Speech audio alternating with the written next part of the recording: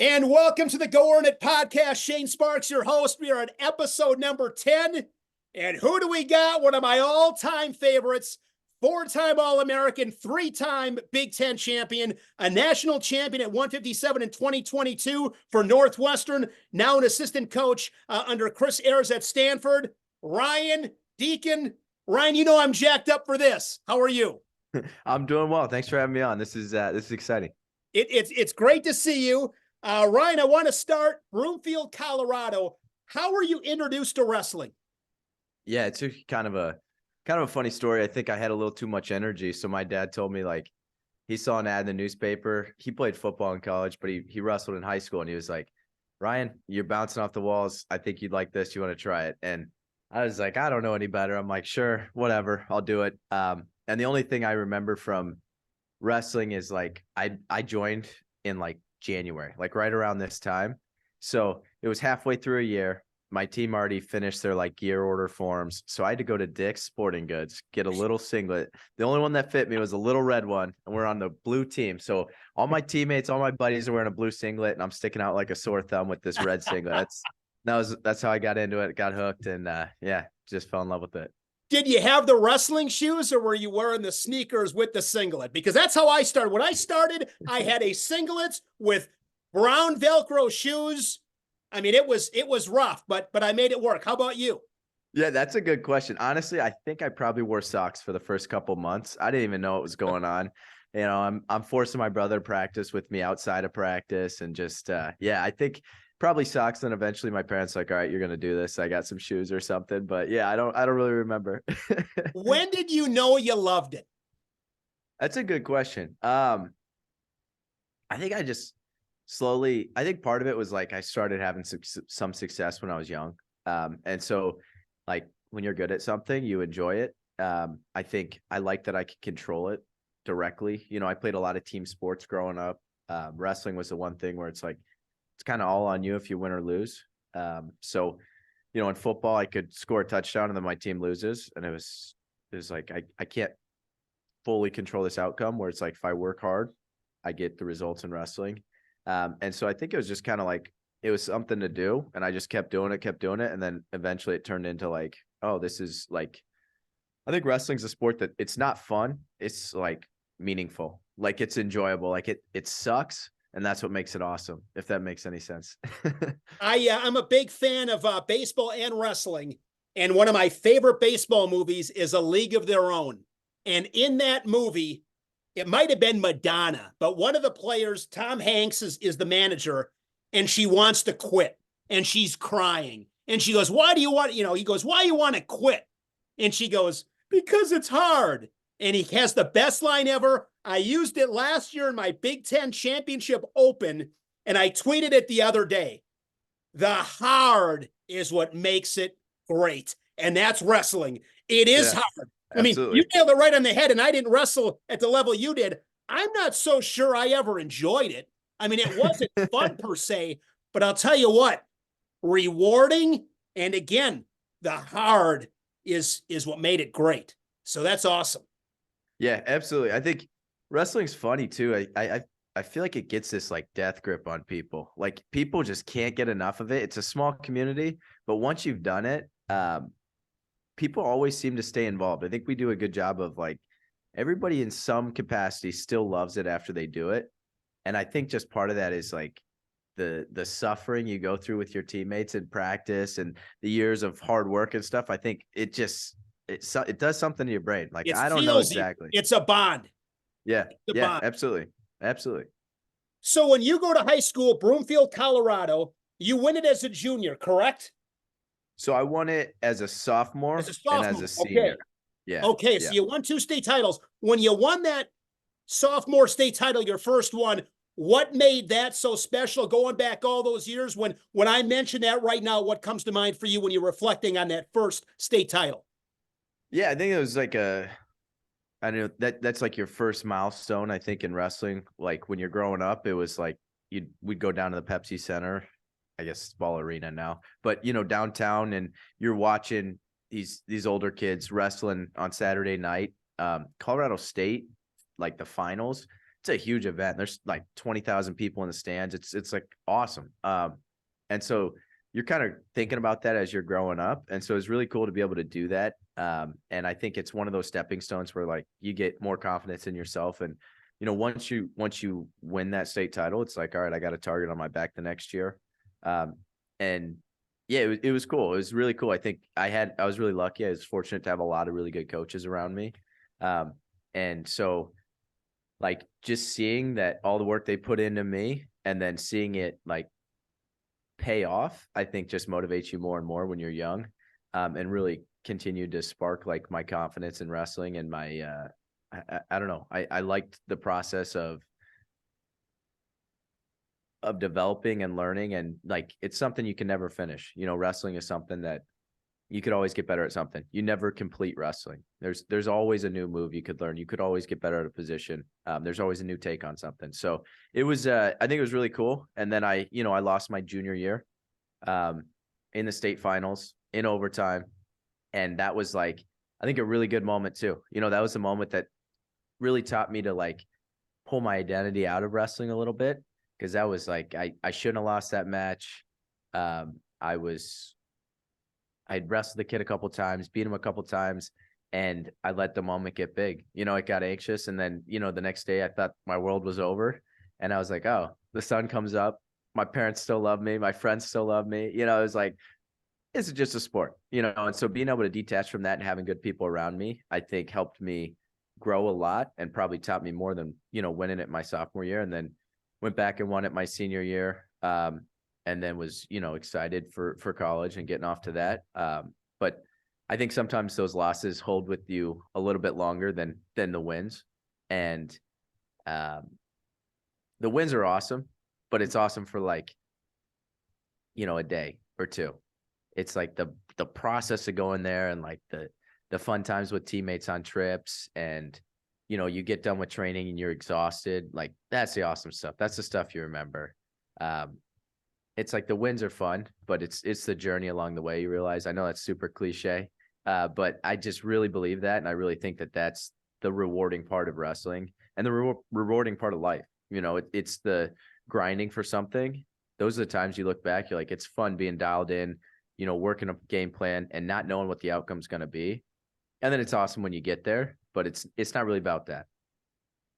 You and I, before we started recording, I was talking to you about the letter P, and I gave you pace, physicality. Something goes wrong in a call, you got to have poise. You lose the matches you just alluded to, you got perspective. I added that paranoia. The other one I forgot about that I love, and it's exactly what you just said. Whatever it is in life, as you mentioned, and it correlates with wrestling and everything else, it's about the pursuit. The pursuit is what makes the pursuit, the process. I mean, that's what really makes it phenomenal as well. Yeah, no, I agree 100%. I think that, like, again, you talk about rewarding, like the meaning behind it is like putting your best foot forward. And when you really put your full effort into something, you can be happy about the outcome, knowing that you did everything you could. And that pursuit, I think it's a lot of what drew me to this sport. Why Northwestern? What was the recruiting process like for you? Did you go on other visits? How did you end up in Evanston? Yeah, that's a good question. I went to a lot of different, you know, visits and stuff. I took quite a few unofficials and then took a couple official visits, and then ended up canceling a couple official visits too. Where did you go? So my 5 officials was Northwestern, UVA, Virginia Tech, Cornell, and Stanford. I had already seen Stanford on an unofficial. They did like a junior day back then. It's kind of funny how wrestling comes full circle. Sure. I took a visit to UVA, and then I took a visit to Northwestern, and then I was kind of like, I'm getting ready for preseason tournaments. There's a lot of travel, and I knew I wanted to go there. And so I committed, called the other coaches, was like, listen, really appreciate it. Don't want to waste your time. Don't waste my time. Like, committed.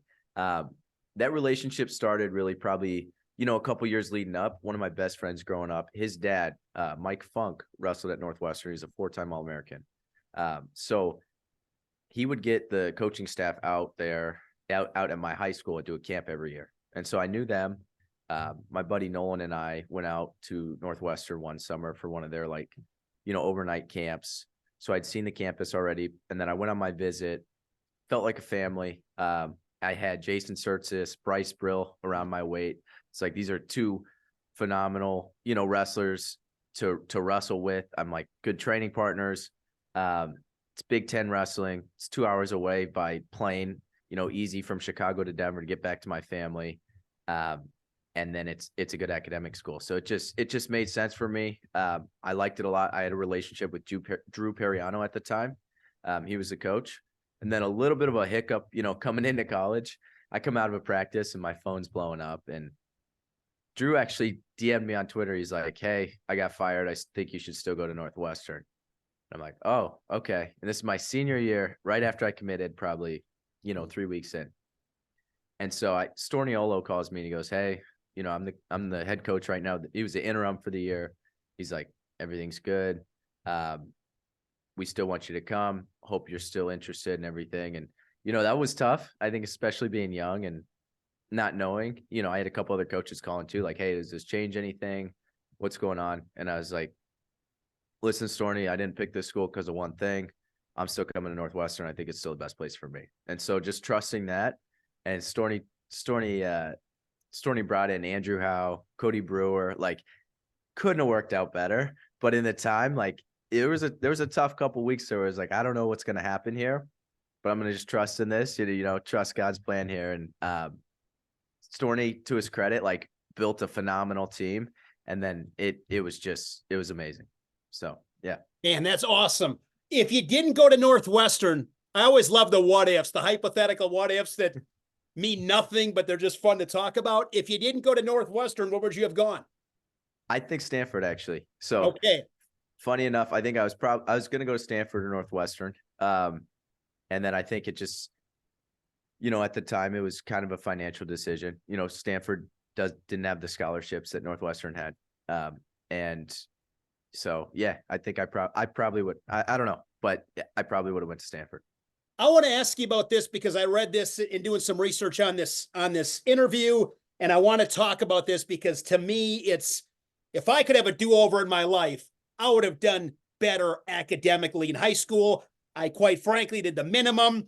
I wanted to be a sports broadcaster, so therefore I don't have to worry about anything else. And when I look back on it, I think, man, academically, I could have competed harder. I didn't compete. I thought about competition on a wrestling mat. I never viewed academics as competing. I do now. I kind of preach that to my kids. You had a 4.0 every year in high school. Academics was important to you. Why was it important for you? And what made you so successful academically? Yeah, I think honestly, especially when you're younger, I think a lot of academics is like just putting the time in. And I think my parents did a good job with this. Like, I just felt like growing up, initially, you don't want good grades to want good grades. It's like your parents tell you should get good grades, so you try to get good grades. But I think my dad did a good job of, like, at first it was like, "Hey, go try to get an A." And so it was like, you do everything you can to get an A. And that, if that doesn't happen, then, that doesn't happen. But if you did everything you can, and you can honestly say that, and then you get a B, like, cool. And I remember him getting mad at me once, like, being like, I got a B in a class or something. And I was young. I was probably like a B on an art project or something. Right. But he's like, "You're not a B student. You just didn't have good effort in this." And I think that kind of sat with me. And then somehow that got ingrained in my head. Like, yeah, I should live up to what I can do. So if I'm able to do this, and yeah, there's tough classes, and I'm not, like, I don't think I'm super smart in a certain subject or something, but I think it's like, wrestling, if your double leg's bad, you spend 10 extra minutes after practice doing your double leg every day, you'll probably get good at it. I spend extra time with teachers, spend extra time on homework. And I think that just kind of, I think sports are great at teaching you that. And then I feel like my parents did a good job of stressing the importance of academics and making sure, like, I think part of it too was when I was young, it was like, "Hey, if you want to go play this sport, you better have good grades." So it's like, all right, I want to play football. I want to wrestle. I'm going to get good grades. And then eventually it changed. I don't know when, but changed to, like, I wanted to do this because I'm like, I know I can get an A. So if I don't get an A, I didn't perform up to my potential. You just mentioned you took the word out of my mouth, Ryan. What I was going to say when you were done with your thought is another P word, potential. Yeah. Measure up to your potential. That's how you got to be judged, right? And that's what you Yeah, did. absolutely. Absolutely. And I think teachers too want to help you. So like I was fortunate to have good teachers. You know, my mom was an elementary school teacher too. So I think from an early age, she was stressing the importance of school and stuff. So that always helped. And then my brother, I had an awesome role model. My brother was super smart, good in school. My brother's way smarter than me. What's your I'm brother's name? Adam Deakin. And how he's older than you by how long? He's like 18 months older than me. Okay, Yep. so you guys pretty Yeah. close. What's how many siblings do you have total? I got three. So, two, three, including me. So younger sister, older brother. My brother's Okay. smarter than me. My sister's more athletic than me. So I'm just in the middle. So I saw my brother do it, and it was like, you look up to your older brother all the time, right? And he was like, school was easy for him, and I'm like, I can't do that. But I realized like if I worked hard, I could do that, right? So I had this role model of like chasing my brother always, and so it was. I think he did a good job encouraging me with that stuff too. And it was always like, as a little brother, your older brother's your hero. So it was always fun to, chase him. And he was cool. He always included me in stuff. Like I wouldn't have, kept my little brother around with my buddies and stuff. And we did everything growing up, so it was cool. What's Adam doing now? He lives in Idaho right now. He does farm and ranch real estate. He's big outdoorsman, a lot of hunting and fishing, and stuff like that. So he's awesome. Yeah. And what's your mom's name? Emily. Emily. Dad's name? Paul. What does Paul do? Paul's real estate. He does real estate. So I saw him, growing up just to like, he mostly residential real estate and property management stuff. And so it was cool to kind of see him run his own business growing up and kind of understanding some of that. It was interesting to see, my dad had a real flexible schedule. So it was cool that he was at, everything, his work was weird hours, it might be weekends, showing houses, mornings, whatever. But, we used to go to the gym every day in the morning, and then he'd take me just about every Friday. My senior year of high school, we're out somewhere across the country and just like having an awesome time at some tournament and doing fun stuff along the way. So, yeah, it was really cool. He works really hard, and his lifestyle allowed us to spend a lot of time growing up, which meant a lot to me. And I think I took that for granted. I didn't realize how abnormal that was. Every morning as I'd walk out the door, my dad used to always be like, all right, seize the day, have a good day. It's like some motto every day, seize the day. And seeing him every morning and every night. And then my mom too, and then getting to go across the country, and they were at everything. And my grandparents are close. My brother and sister were at everything. It was fun. It was really cool. That's awesome. So you had just a great family. Yeah, great family absolutely. support. And I didn't realize how special that was, I think, until going off to college and getting like a little bit different perspective. I think it's like you grow up with it and it's normal. And then you realize how lucky you are and how grateful I was to have that kind of support. And I think, especially in a sport like wrestling, with how tough it is, means the world, just to always have people that have your back and love you and care about you. It doesn't mean, you never disagree with them or whatever, but yeah, they're phenomenal. And I was like, oh, this is normal, but that was super abnormal, super special, and meant the world, Go Earn It podcast. Shane Sparks alongside Ryan Deakin. Ryan, you go to Northwestern, solid redshirt season, your redshirt freshman season. You made the tournament, correct? Yep. You win a couple of matches. When you left that tournament, I guess actually I'm gonna pause for a second. When you went to Northwestern, what was the most surprising to you being in a Big Ten room? Yeah, it's interesting. I think college is just different. It's just like, in high school, every day you go to practice, you're kind of beating up on your partners. You might have a coach or two that wrestles with you tough. At least that was like my experience. I think, usually you go out of high school, you're one of the best guys in the state. You don't get challenged a whole lot, where it's like you get to college and it's like every day you're in a dogfight, and it's like you're not going to have an easy practice, right? And so I think that, and then it was just the extra hours too.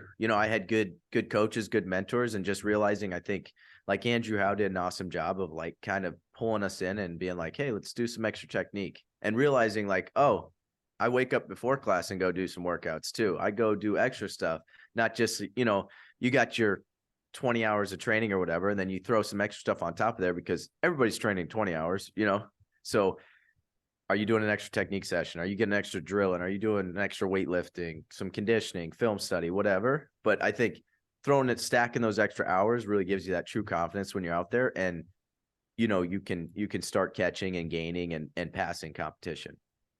What do Andrew Howe's hands feel like? Anvils. That dude is like heaviest hands in the world. He is the man. I'd walk in every day to practice, man. I'm like, I'm going to get him today. And I just could never get him. He is just like, didn't matter how like sick, tired, he has a baby girl during one of the years where I'm sure he slept an hour combined for 3 days. And he comes in and that guy is phenomenal. I've never seen him get tired. I saw him get tired once, and this was after COVID. I'm sure, we were off for 6 months or whatever, and we're wrestling. And of course I'm training at home, and we come in first practice and I'm wrestling hard. I'm like, this is my time, right? Like, let me push him right now. And he gets up, and he puts his hands on his knees, and he's like, and then he's back and he's fine. I'm like, all right, that was a half second of tired. Like, he's awesome. He's the man. When did you realize you wanted to be great? Like, you remember that? Like, because some guys, I mean, the reality is, they come with expectations. They want to be great maybe for a little while. But when did you realize you wanted to be great? And, what kind of commitment does that take? Yeah, I think honestly, everybody comes into college and they're like, oh yeah, I want to be a 4-time national champ. But I hate that. That just, when I hear that, Ryan, like, that drives me. I'm sorry. Yeah, like, yeah, just stop it. Just right. Yeah. just please don't, like, I want to, like, it's great to have goals, but it's like, Yeah. I'm just a big believer. And again, I never did it, but I'm a big believer. I'll give you this, talk about quotes and stuff like that. I'll tell you a quote that I love, and I've applied it to my own life. You know what my most important broadcast is? The most important broadcast of my life. I can tell you exactly what it is. You want to know what it is? What? This Friday, Nebraska, Iowa. The most important one of my life. And then what the next important one is? The one I'm doing Monday night. Like, it's that mentality. Yeah. Like, the next one is the most important one. But so continue. Yeah. No, I think one, goals probably are better off realistic. And I think guys that say that, you can say that because you think that's what your coach wants to hear, but you don't really truly believe that. And I think there's stepping stones like winning a state title, like placing at Midlands my true freshman year. Like, there's stepping stones that you start to believe it, right? And so you have to go through that process to gain the confidence. You can't just get confidence one day, because anybody can fake it until you're out there in a big match and there's a bad dude in front of you, right? Like, you can walk the walk, but then when you can talk the talk, but when it's time to walk the walk, it's different. It's the Mike Tyson quote where it's like, everybody's got a plan until I get punched in the face. Yeah, exactly. Tyson, exactly. Like, it's so true. Yeah. Yep. No, 100%. So I don't know exactly when that happened, but like, as a true freshman, I placed third at Midlands. So that was like that's our big first test, so that was a big confidence booster. Then I made a junior world team. That was a big confidence booster. Silver medalist, right? Yeah, I took silver at Junior Worlds. Yep. That's another confidence booster, and then I think it's a bunch of those little steps. And then you're like, I'm right here with these guys. Why not me? Why not me? And I think it takes that process and believing in yourself. And then once you're there, like you said, it's like you're paranoid. It's, I think you're doing everything you can to widen gaps or catch guys. It's like, when you're getting to the top, you got to keep working because there's guys that are better than you. And then once you're at the top, you got to keep working because you got a target on your back and everybody's trying to catch you. So it's like, you better be working regardless of what's going on.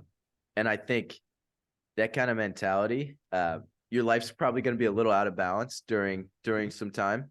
But it's a really cool opportunity. There's nothing like being able to wrestle a Division I college season, and you get to do that for a relatively short amount of time in your life. So it was, it was an absolute blast. Loved it. And I think those little moments of gaining confidence with that, and then trying to stack those wins together and believing in yourself, being around good people. I mean, I feel like as a coach now, I've learned so much and have such a different perspective. I think it's got to be at least 50% of my job as a coach is managing guys' perspectives on stuff. I think it's easy. This sport is so grueling. It's easy to get down on yourself. And there's even some conversations that you'll have with guys that's like, if they would have just won the match, they wouldn't be feeling this way. And then, they're like down in the dumps and then it starts spiraling down because they lost one match. And so being able to give them perspective on what's going on. And I think anytime something bad happens, because it's going to happen, success is never linear. You're never very rarely are you a Cale Sanderson that has a perfect career where you win every single match and you're probably going to have some setbacks. And so looking at it as a bunch of ups and downs, but when you zoom out, you're like month over month, I'm getting better. Year over year, I'm getting better. Week over week, I'm getting better. So when I look back, it's all right, I'm on the right path. I think staying the course and consistently working is some of the hardest things to do, because it's some patience. Sometimes you're not doing the wrong things, you're just not there yet. And you got to stack years and years and years together to let that compound and be good at something. And I think that translates to a lot of things. If you spend 10 years at something, I'd like to think you could be really good at it. But most people don't spend 10 years. They give up after a couple years. When you look at your career, 3-time Big Ten champ, 4-time All-American, you get to the top. When you want to be the best at something, it changes everything. I mean, I'm fascinated by this stuff. To win a Division I national tournament, so many things got to go right. And one little thing goes off, and it's enough to throw you off course. It might not throw you off course to keep you off the stand, but it throws you off course to be atop the stand. When you look at your career, what was the biggest threat to your excellence in college? Yeah, I think myself. Honestly, it's just like you're saying, I think a lot of it is you could work really hard, absolutely deserve it, and you're not going to get it. I think I had a coach as I was leaving high school tell me, 80% of college wrestling is staying healthy. And there's a lot of truth to that. We take ice baths every single day. You try to get 8 hours of sleep plus a night. You try to eat good foods, make sure your body doesn't have a lot of inflammation, but you could get in a freak position, something happens. You could lose focus for 1 second, you get taken down and you lose by a point at the end.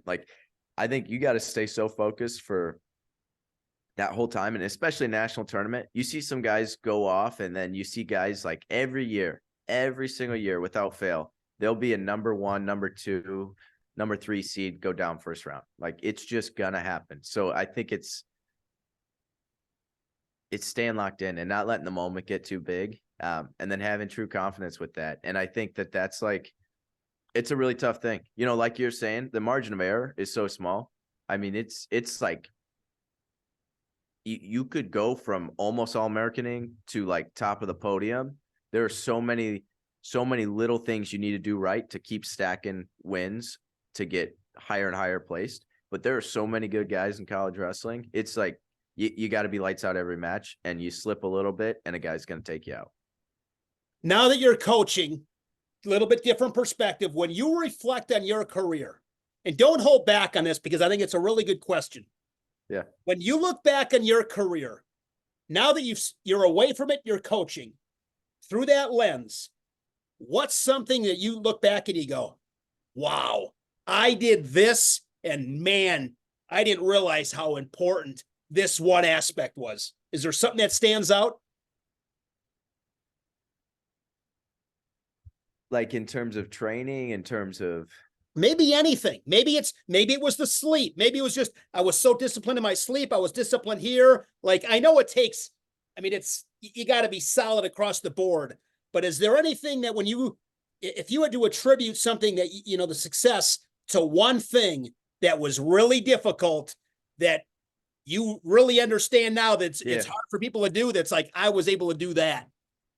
I think understanding recovery. And I think one of the biggest things that I remember, like, Andrew House hit me down one day and he's like, hey, listen, you're not 18 years old anymore. You need to take an off day. And I think the mentality, and like, a lot of wrestlers are just grinders. And so it's like, okay, it's an off day. Cool. I'll go get a jog in. I'll go get a drill in. I'll go do something. And understanding, like, your body needs to rest and recoup so that you can, like, come back stronger, and that your overall output is going to be better over the week if you're training optimally. And I think a lot of wrestlers, they train tough. They don't train smart. And I think you got to be tough. And there's times you're going to have to work through some stuff, but got to manage that stuff and be able to be smart about. And recovery goes with your sleep, your nutrition, how you're, it's probably not a good idea to go run to cut weight if you've never cut weight before. It's probably not a good idea right after a tournament when you just wrestled 8 matches to get a workout in the next day. So being productive with those off days. And I think it's more so being able to calm your mind and realize, like, this is good. Less is more now. Because it took me a long time to learn that lesson. And I think a lot of guys overtrain and get hurt. And I was lucky to have good coaches that I think really helped me understand that. And as a coach, you see some guys, like, there's some guys you got to pull back, and there's some guys you might need to push to do some more. But usually the guys that, especially in a wrestling season, you're probably not getting optimal caloric intake because you're cutting weight. You're probably not getting optimal sleep because you have a social life, you're a college kid, you have class, bunch of tests, then you're doing a Division I sport. Like, there's so many different aspects going on. You got to try to optimize your recovery. And I think it's such a hard thing to do. And it took me a long time to dial that in and understand my body and not get anxious about my weight if I take an off day, And Sure, I think that's like, it's a big deal in wrestling. 3 Big Ten titles. Where are the Big Ten wall charts? Yeah. My parents have them back in Colorado. Yeah. Most memorable Big Ten match. Most memorable. That's a good, like, duels or Big Ten championship. Can be either or, both, whatever you Right. go. So I think Carver Hawkeye, it's got to be the best place to wrestle. I was wrestling in Brandon Sorensen, and I just remember he's tough, good wrestler for sure. And I was maybe I think I was 149. I was going to say you're down at 149 at the time. Yeah, yeah. So I was awesome, right? You got those fans. Love them or hate them. I think they're awesome. Place. Yeah, it's a wonderful place. There's nothing like Carver, period. There's just not.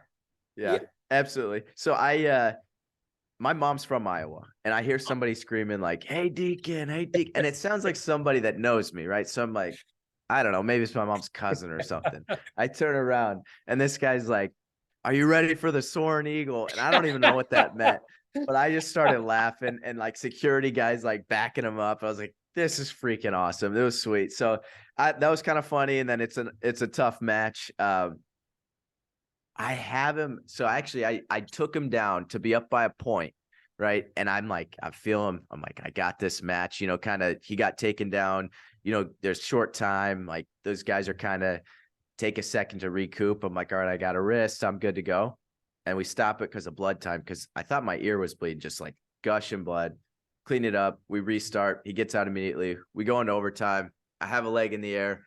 I like pulled his head, and my finger gets caught in his headgear. Ref calls a technical. He gets a point. I lose in overtime. Oh, like, no. Oh, my goodness. Yeah. So I was like, it's going to be an awesome story. I lose the match. And then I find out it wasn't my ear. My head was gushing. So I had to go to the back. They gave me a shot in my head, and they gave me 7 staples. And that was my Carver Hawkeye experience. Wow. So, yeah. That is wild. I want to ask you this, because one of my favorite things, Ryan, and if you got to go, let me know. This is too good. I mean, this is too fun. Were you a college wrestling fan growing up? Yeah, absolutely. You were. So who did you like as a, high school kid, who did you like watching? Yeah. So funny enough, I mean, obviously, I feel like as a high school kid, you're gonna see like, your David Taylors, your Kyle Dakes, your Jordan Burroughs, but I was a big fan of Andrew Howe and Cody Brewer. Like one of my buddies, I remember the first time I watched Cody Brewer, my buddy's like, I'm rooting for this guy. We're watching the finals, sitting down with a bunch of teammates. And I'm like, he's like the 12th seed. I'm like, how's that kid gonna win? He's the 12th seed. He's got his mohawk and everything. And then it's like he obviously wins the national title. And it was just crazy how full circle that went, where like two of the guys that I definitely like loved watching wrestle ended up being my coach in college. That's cool. So it was really cool. So I watched Howe a lot. I watched Brewer, and then I think everybody watched like Kyle Dake, David Taylor, guys like that. Some great wrestlers. So I want to ask you this, because I'm a college wrestling fan. I always was in high school. I mean, I loved college wrestling, always have. And it's always like, it's the major leagues to me. Like wrestling in the Big Ten, to me, I think announcing in the Big Ten is the major leagues. And I'm always so grateful because it's like, I get to do this. Like this is the standard that I get to do this. And one thing I love to do, I mean, I love it. What I love, Ryan, about my job is telling my girlfriend this the other day, or no, I was telling my son this the other day, getting ready to do a match. I'm like, to this day, I've been doing this a while, but I wake up in the morning, I got the butterflies. I throw some AC/DC on the phone. Like I get mentally ready. I feel like I'm prepared. Don't have to cut weight, which is great. But, and then even putting the headset on, it's like putting a headgear on. Like, it's time to go. But what I love to do is make that walk down into Carver Hawkeye. Like I love it. I mean, I just feel like I'm doing. So do you remember? I mean, you're going to have 15, 16,000, they're going to be booing you. You got a tough match. Can you remember like going back to that time? You got Sorensen. You are wrestling at Carver Hawkeye, which anybody would give their left arm to do. Like, did you appreciate it when it was happening? Do you remember what you were thinking making that walk to Carver Hawkeye, the mat? Yeah, I don't think so. Honestly, like when you're competing, you're trying to be locked in and like, oh, it's every other match. And even now, like, I don't know, I'll see like an old clip come up or something, and I'm like, I don't even remember doing that. And then you're like, wow, that was really cool. That was like an awesome experience. And I think I definitely wish I would have enjoyed, kind of smelled the roses a little bit more in some of those moments. But I think it's like, one thing's done and then you're like, all right, on to the next thing. Like I got to keep working. I got to keep going. But it was a really cool time. And there's a lot of stuff like that, packed house at Penn State, packed house at a Big Ten championships. NCAAs is an awesome environment. It's fun. That stuff's really fun. And you remember that stuff. Try not to like, you kind of block it out when you're wrestling, I think, and then kind of try to enjoy it after. What's your favorite Big Ten championship match that stands out? Okay.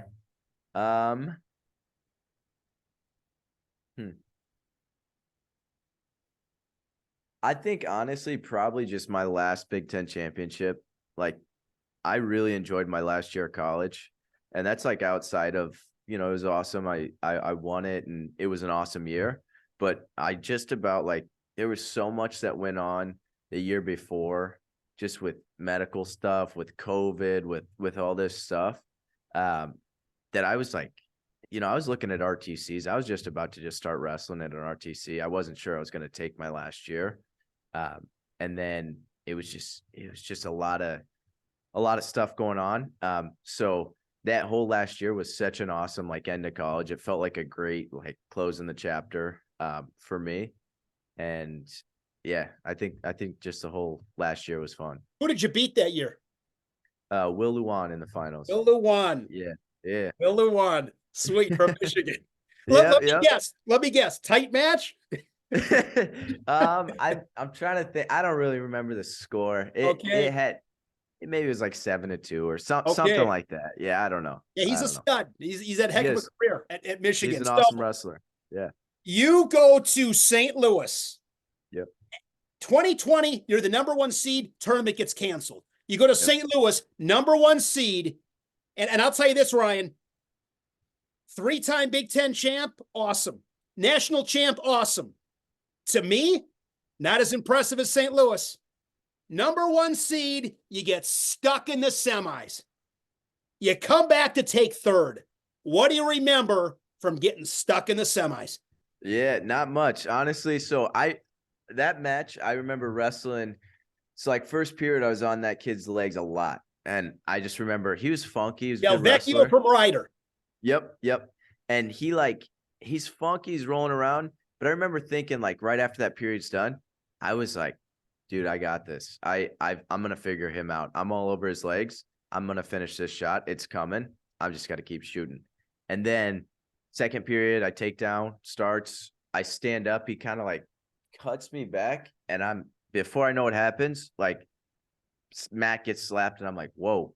Like, I didn't even know I was on my back. And the next thing I know, I think the guy's counting. I'm starting to get off, and I get pinned. And so it all happened so quick. Obviously, it's like you're devastated. You're thinking you're like, I don't know. I expected to, be in the national finals, be able to win that tournament, and didn't win that match. And then, I think I was like, you know what? I got to go make weight. So it's like I'm not going to lose and then just like give up. So I think it was kind of like was that something because I'm telling you what, I can only imagine. You're crushed. Your dreams are shattered. You're the 1 seed. It happened so quick. That would have been a real easy time to quit. Like, and people do. Like, why not? Why not? What kept you going? Yeah, I think in a weird way, I knew I'd regret it. And I think the thing is like, I'm like, I can be mad about this later. I still got stuff to do, And I think, when you're a leader on a team too, it's like, you got a job, man. You gotta be a good example as well. I had good people around me. Nobody knows what to say to you. What are you gonna say? Like, it sucks. Chalk it up to that. I got to go get the next thing. And so it was like, don't be a wuss. Go make weight now. Let's go cut some weight, lose this weight, make weight, and tomorrow's a new day. And so that was that. And yeah, I don't know. I think it was just kind of what our coaches instilled. I think my parents, my dad growing up, you're not going to quit stuff, and so it was just kind of like, you know what, that stinks. Now it happens. Let's move on. Great story. Just again, I got another P word, perseverance. There's another one. You got to persevere. And I can sit and talk about it, but it's hard. Like some of that stuff, it's almost like you wish you got tests. We all get tests in life, and sometimes it's like you enjoy those tests because you find out how tough you are. Anybody can be happy when you're kicking everybody's ass and everything's going right for you. But it's like, until you get, something bad happens, like, what do you really got? That's when you really find out what you got. It was such a weird year too, because that was a year it was a shortened season, right? So we started in January. I had myocarditis at the time.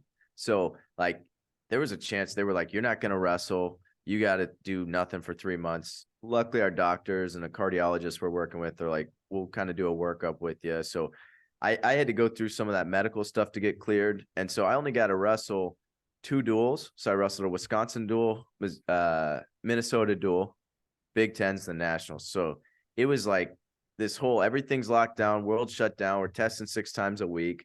I was told like my season was taken away. I wasn't allowed to wrestle. And then it got back. I was like, okay, we'll give you a workup. Supposed to get cleared. Didn't get cleared. Had a weird reading on my heart rate monitor right before I was supposed to get cleared. So I'm like preparing for a match. Don't get a wrestle that weekend. They had to put, a loop recorder in my chest. So then another 10 days, finally get cleared, wrestle 2 matches, Big Ten Nationals. I get stuck in the semis, season's over. And that's like, that was tough. Like that was a tough, I don't know. It was like wow, that was crazy last few months. And just felt like there was a lot of decisions that I had no control over. And then, I think it was a cool time. I think one of the coolest perspective shifts that I got, kind of feeling sorry for myself. Joe Rao was one of our coaches at Northwestern. He's a man. But he said something like, he's like, listen, this is a great part of your story. Every good story has a great comeback. And I was like, all right, yeah. I mean, if I look back, I feel pretty fortunate that like anything tough that's happened in my life, it's made me better. It's not fun in the moment, right? But I think that's the kind of stuff that helps you get perspective on life and realize like, and also it's a great problem to have, right? Like I'm mad about a wrestling tournament.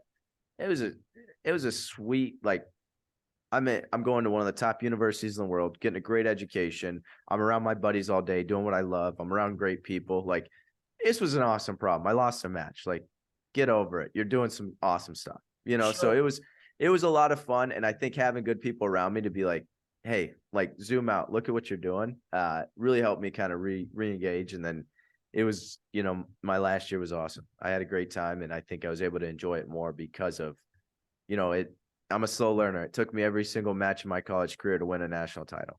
I didn't get it done, and the funny thing is the importance we placed on the national tournament.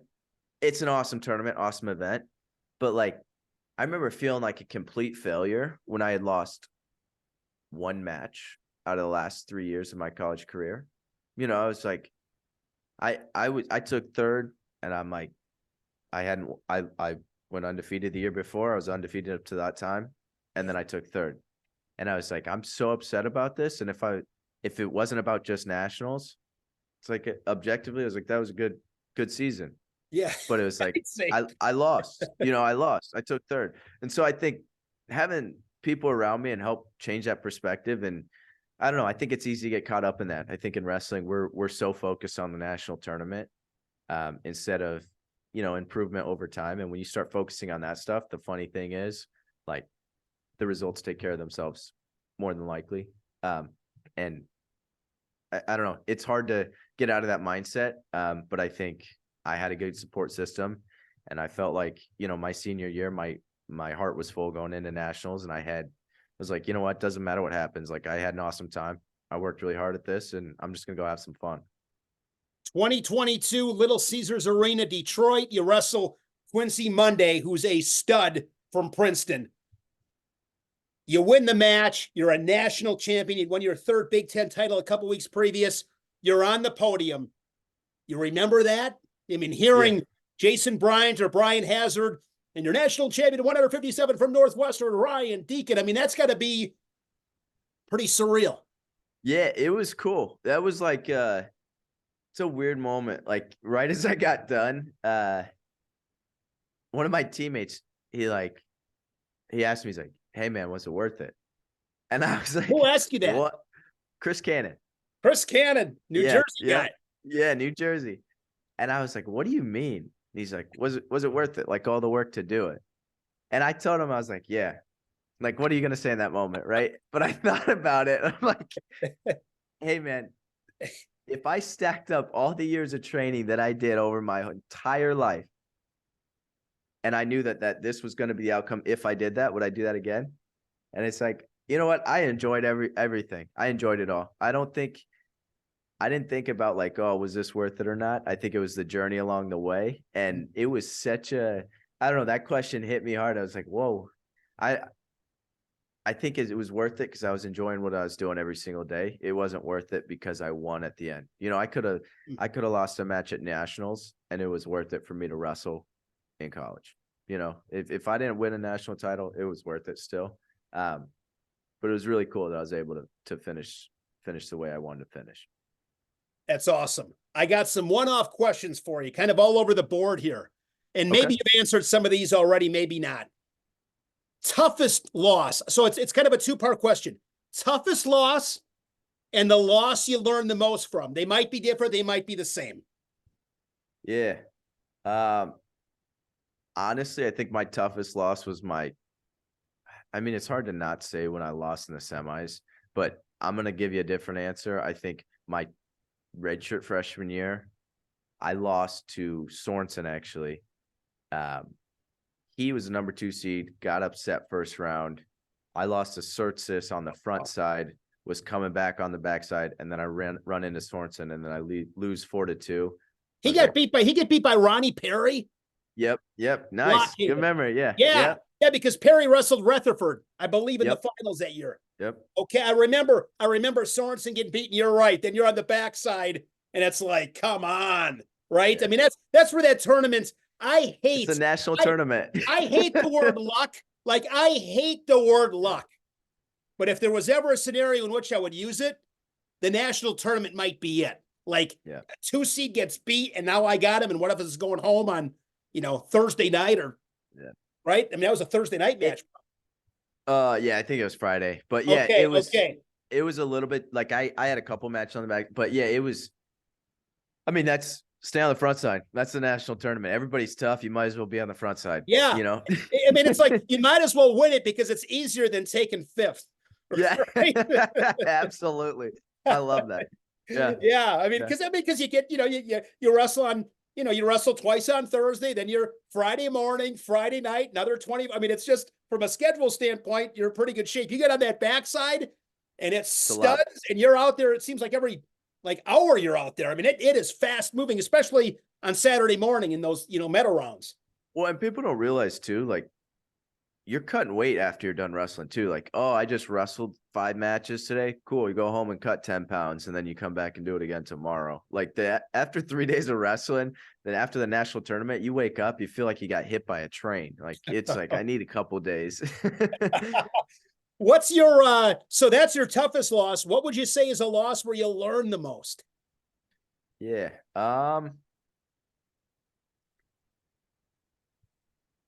It's a good question.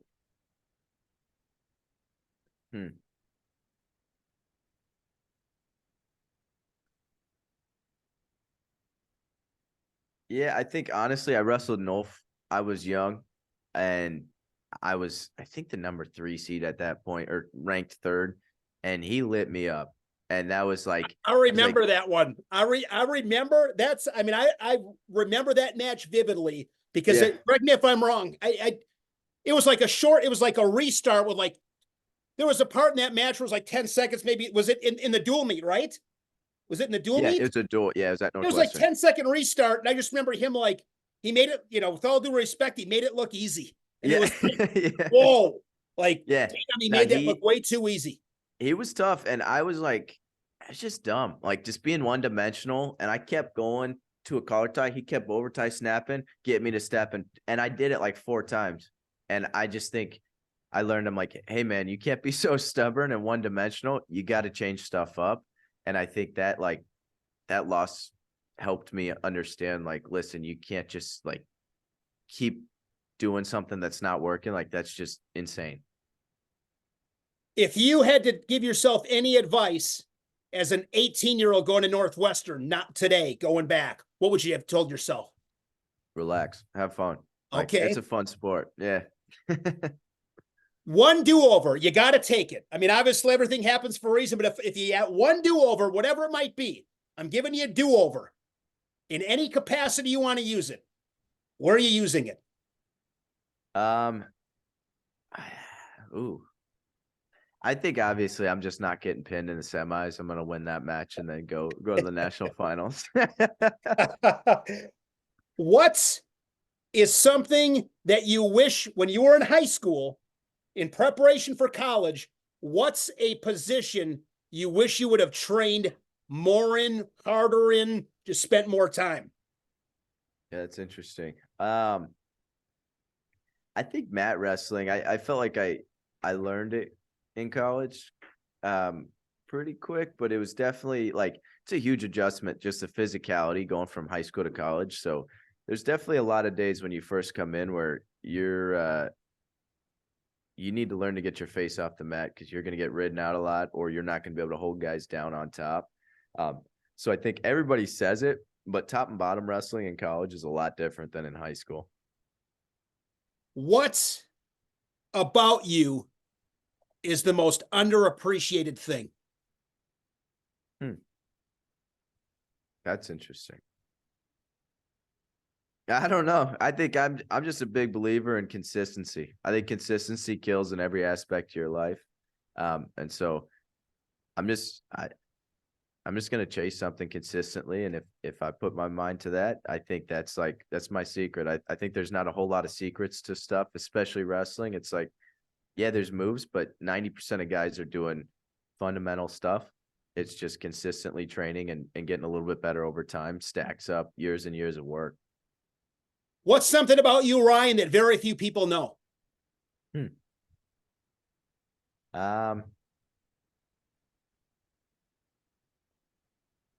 That's interesting. I like to ski and snowboard. I don't know if that's anything. Okay.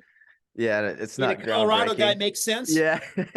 Yeah, I like the outdoors. Nothing too crazy. Yeah, I'm gonna stick with that. I don't know. Yeah. Skiing and snowboarding outdoors. How do you battle self-doubt? You crush it by over preparing. I think that's like the more prepared you are, the more confidence you have, and that's like true confidence. Want to talk a little bit real quick about the coaches you had. I mean, you talked about Coach Storniola before. You had Rob Cole. I mean, that guy knows what you can learn a lot from him. I can't imagine the wisdom he's had. Now you have Chris Harris, another awesome coach. Like, what are a couple things that have been, like, just that you've really learned from these guys? Yeah, I think understanding like each person is different, and like you got to find what works for that person. So like you can't coach every kid the same. You can't approach every situation the same. And then having patience within that and figuring that out, I think it's a skill. And I think every coach has something a little bit different, but really caring about your guys and doing what's in their best interest. And then being able to also, I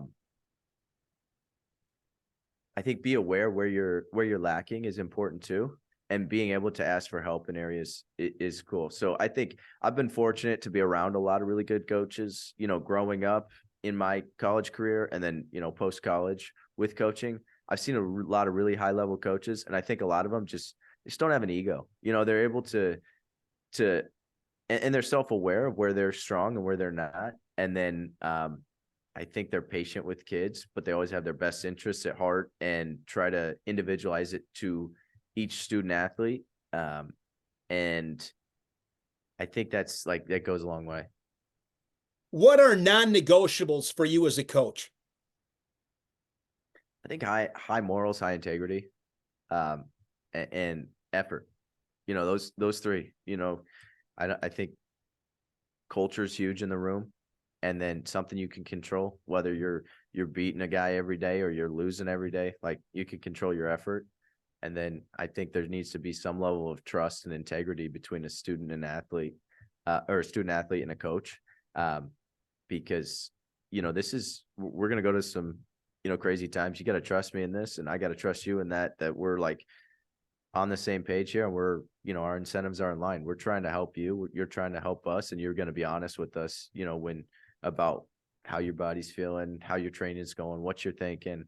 So yeah, I think integrity, morals, effort. Where do you see yourself in 10 years? You think that far? I don't know. I don't. I mean, I think I'm trying to live in the moment more. I think it's easy to look down the road and all that stuff. I think I'm really enjoying what I'm doing. These guys are awesome. It's a really exciting time. Stanford team is in an awesome spot right now. Chris Harris is awesome. Pat Bruckey's awesome. It's been a lot of fun, and I think that Stanford wrestling is right on the cusp of a really, really cool time. Final segment. It's called Matt Returns. I'm busting it out. I've never done this before. Okay. The name came to me, or it's going to be called Matt Returns. Favorite movie. Favorite movie. Oh, okay. Step Brothers. Oh man, that might be my favorite. I mean, that movie is so funny. You a Brennan Huff guy or a Dale Doback guy? I'm thinking Brennan. Don't touch my drum set.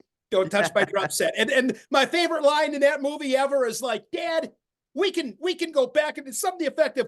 He ruins the boat, and he goes in the car ride home. He goes, what's done is done. Like, we can go back and forth all day. Are you guys going to invest in the company or what? Like that movie, those two guys, John C. Reilly and Will Ferrell, like, for whatever reason, if a picture flashed up right now on the screen, I'd start laughing. It's just, those guys are so funny. Step Brothers, we have that in common.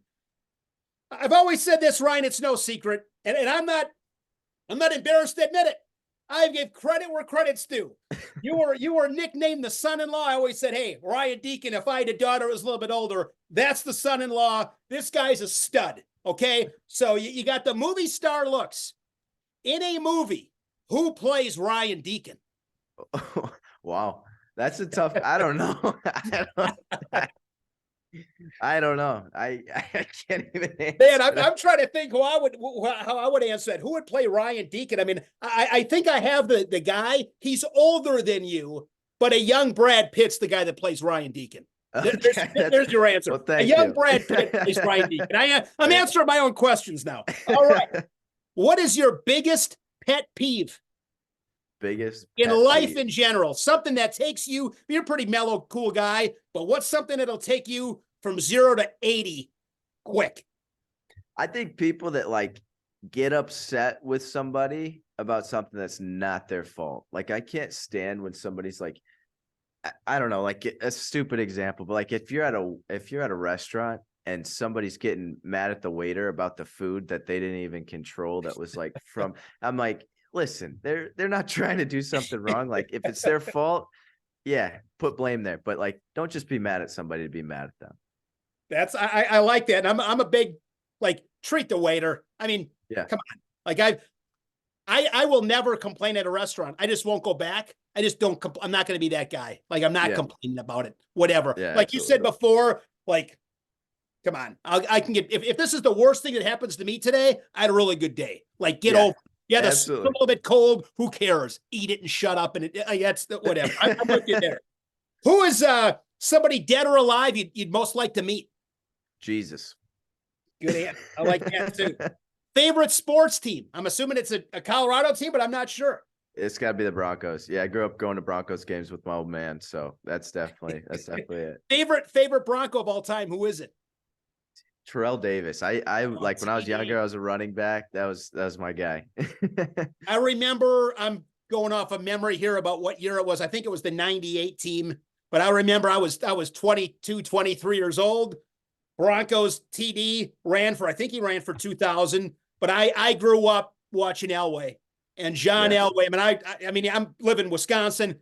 They beat the Packers. It's like a 13.5-point dog. Elway shows up. That what do you call it, like that somersault into the end zone or something like that. I mean, probably a legendary Broncos play. John Elway was a boss. Yeah, like, absolutely. If somebody's like, you want to enter like best quarterback of all time debates, if I draw the Elway card, I'm going to play it. John Elway was a boss. Shannon Sharp at tight end. Hell yeah. I'll show you how old I am. You had Ed McCaffrey, the wide receiver. Yeah. Now you got his kid.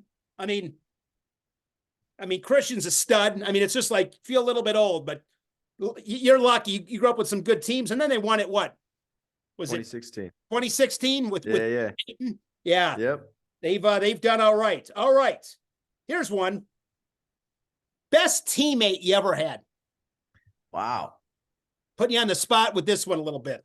In what aspect are you asking best teammate? Because any way you want to go with it. Yeah.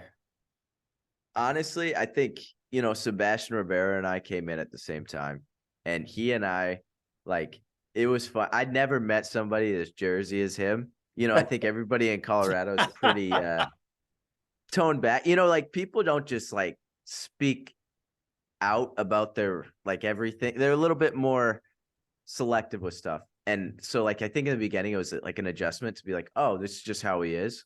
But it was awesome being with him. And I think him and I, we pushed each other a lot in sense of like seeing him do well and then him seeing me do well. Like, it was good. And we were always, it was always supportive, but then it was also like, it was, you're chasing each other. So that was a lot of fun.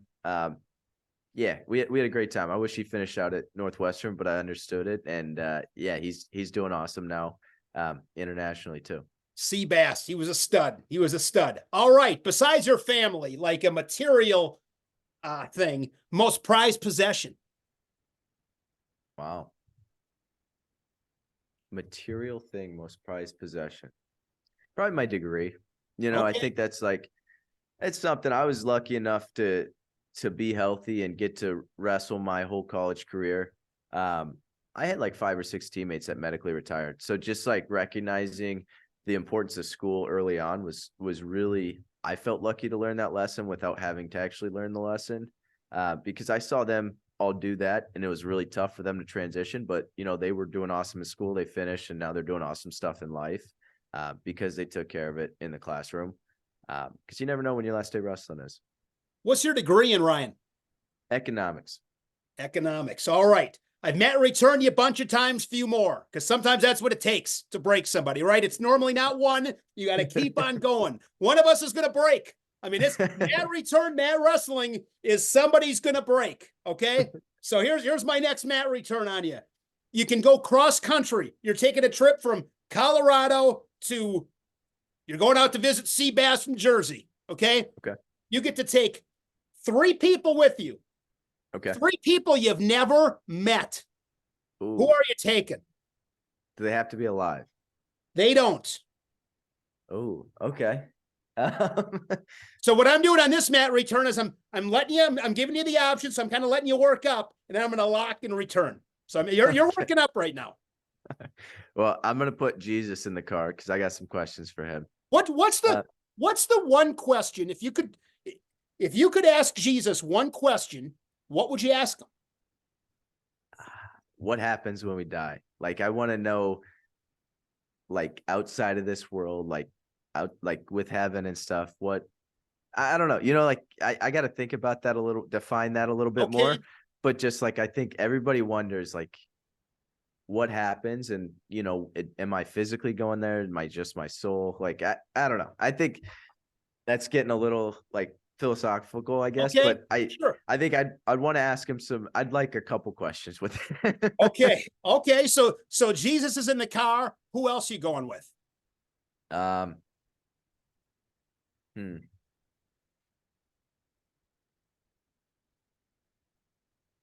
think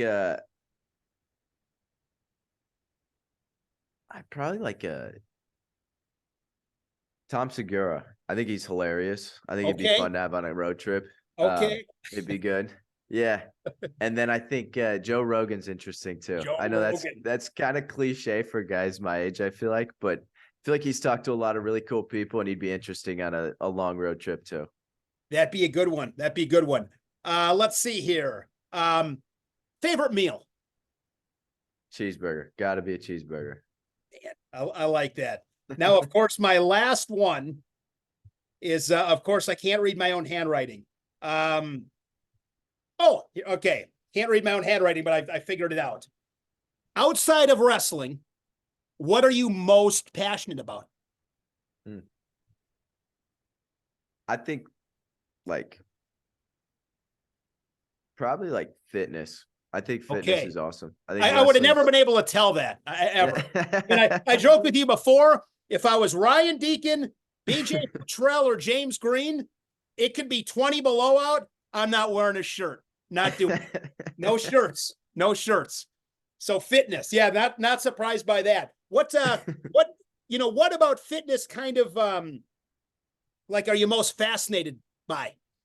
I think it's cool that we can like change our bodies, and then there's different goals and different seasons of life. I think like you can optimize for so many different things. Like you might spend, I just think the human body's amazing. You might spend part of your life training for ultra marathons. You might spend part of your life training for a powerlifting meet. You might train for, climbing Mount Everest. You might train for all these different things just so that you feel good. And I think it's amazing what the human body can do. And then you can never run out of different adventures to go down in fitness. And I think your quality of life goes up so much with your mental health, your physical health, when you feel good. And I think that, yeah, I don't know. I enjoy it. Well, I Matt returned you 10 times and the period ran out. because I always finish periods on top. That is what I do. So Ryan, I'll give you the final word. Anything else that you want to say, or I'll give you the final word. No, I really appreciate you having me on. I think you're awesome for the sport, and appreciate all you do. And I think that this was awesome. I'm really glad that we could get this going, and I look forward to seeing you soon in person. Hopefully we'll see you at a competition here soon. Absolutely. Ryan, this was an absolute blast. I mean, this has been so fun. Thank you so much. And looking forward to crossing paths, but thanks for joining me on the Go Earn It podcast. Thank you so much. Thank you.